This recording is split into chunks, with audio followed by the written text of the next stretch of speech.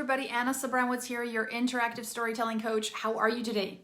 Yes, it is Friday, for me anyways. Whenever you're watching this, I'm excited for you to be here, and I appreciate it. Now, one of the things that I really wanted to talk about today, and I'm going to make it short and punchy, is the idea of behavior change, right? And what I think that's really cool out there and we're not leveraging enough, and I wanted to kind of bring it to you, is the idea that there's a lot of people out there working to create software, to create applications that in essence change your habits and make something more addictive, right? And actually they have a lot of data and a lot of psychological tricks that they use in order for us to find some ideas sticky, for us to actually change the way that we live, change the way that we behave. And some of it is not necessarily good for us, but hey, whatever, right? If we can leverage some of that data, why not? I'm always wondering, how can I make, how is it possible that something like Instagram, which was just released fairly recently, right? How can it become so addictive that people every day need to check it and need to click on it and need to scroll? So there's a lot of methodology behind those apps, the creation of those apps that we should be leveraging for creating our e-learning. And the reason is because that's what we're trying to do. We're trying to get people to change behavior. Hopefully it's for the positive, right? That's what we're going for, most of us. So are there things that they're doing that we could leverage, right? And of course there are, right? We just have to step outside of our L&D world and look into the larger world and see what's working and how we can model it to influence the people that we're trying to have better lives, right? So if that's interesting to you, I'm just going to take a couple of minutes to really get into it, give you a couple of ideas and some resources for you to check out, and then I'll be off. All right, so Omar's here. Cool. If you're visiting, you better say hi. All right, so I don't know if you guys have heard of him, but speaking of Instagram, I think there's two guys who put it together, and they took a class by this guy called BJ Fogg. He's Stanford. I think he's a social scientist. I think that's his title. Written an awesome book called Tiny Habits. But when you, one of the things that BJ has been studying for a long time is obviously human behavior. He has a long-running study on habits. And one of the cool things that he said was, if you wanted people to change behavior, there's 3 ways to do that, right? One of them is to change their environment. And this is prime truth, you know this, because let me tell you, sometimes people go on vacation and they act completely different than they do at home, right? They're completely different people. So you just change their environment, you remove some of those cues, and they act completely differently. And I know this because I'll go places with people, and or sometimes somebody will visit me, and like a wife and husband, and the wife will say, my husband would never try that at home. And I'm like, it's because he's on vacation, right? So it's a different environment and the behaviors change. It's kind of cool, kind of scary, but that's the truth. But the thing is, when you're crafting e-learning, that's something that you can't really affect unless you're actually working with a stakeholder that's really, understands that all of these things kind of culminate to create good behavior change. You don't have control over the environment. Second thing that would affect somebody's behavior and affect their behavior change would be tiny habits. So making minute changes in everyday life and then stacking those to create a system, right? Things that you execute in a way, but making it tiny, tiny, tiny changes that are just too easy not to do, right?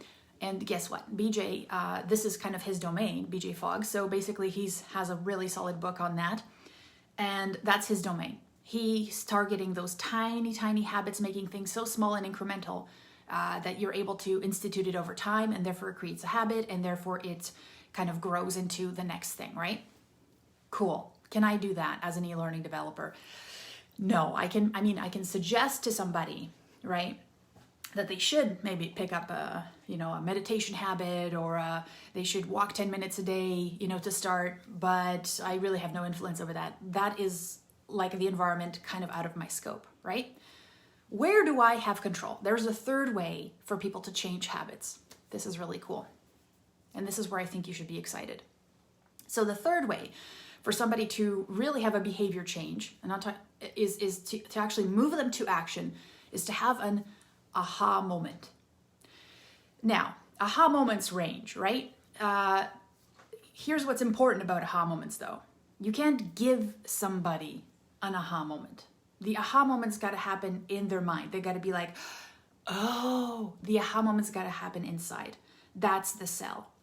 And let me tell you, one of my neighbors, he smoked for years, drank, didn't really take care of himself. And then he had open heart surgery and he showed me his scar. And for him, that was an epic aha moment.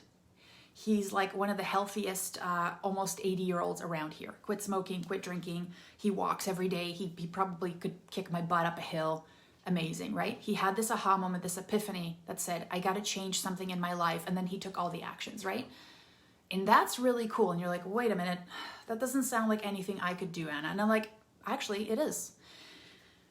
An interactive story is meant to have somebody have an aha moment. Because one of the things I just wanted to show you quickly, one of the things that happens, right? Let me just see this, is we share a bunch of information with people. And I call that Technobabble because they don't really understand what the heck you're talking about because they haven't had the aha moment yet as to why they should jump on that journey and actually invest some emotion into your logic, right? So we dump a whole bunch of logic onto people like, you should, like, I'm sure before my neighbor had his epiphany, I'm sure he saw lots of reports about how smoking's bad for you. I'm sure he saw lots of reasons why people should be, eating healthy. I'm sure he saw lots of people give him lots of advice. You should walk more. You're going to get a heart attack. That in itself was basically Technobabble, right? Yep. Okay, sure. Yeah, my life is fine. Then he has an aha moment, an epiphany, like, oh my God, I might not make the next surgery. I'm not going to be around for my grandkids. Oh my God. Now he's interested. Now he's looking at recipes. Now he's looking up like how to do exercises. Now he's looking at like the watch that helps you, count your steps, all this stuff. He's invested emotionally, right? That's where we want our learners to be. That's where we want them to be. We want them to be emotionally invested so that they step outside of the comfort zone, learn new tech, learn new skills, talk to people that they haven't talked to before, all those things, right? We're stacking the odds. So the interactive story, of course, I can't give you open heart surgery. I can't simulate that. And to be honest with you, I know people who have had that kind of surgery and they still don't care and so they didn't have the aha. So it's not a guarantee, right? Even at that extreme, it's not a guarantee.